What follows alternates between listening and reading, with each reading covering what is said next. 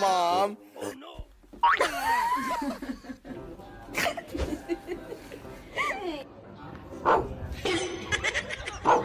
Yo,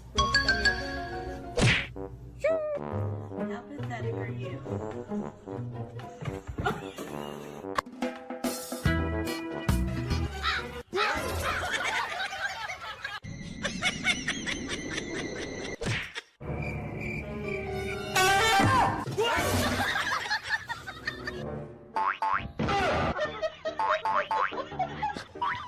Careful, please. Really careful, not yet.